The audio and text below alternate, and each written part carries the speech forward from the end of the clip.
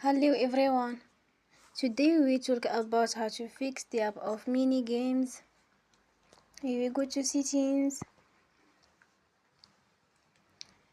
Then we click on apps. After that we will search the app mini games.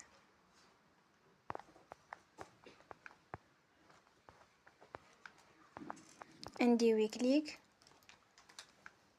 We will on for stop. After that we will go to storage.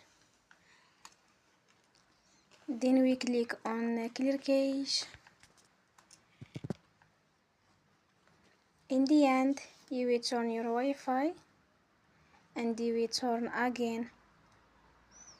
Don't forget to support us by like and subscribe. See you next time and thank you for watching.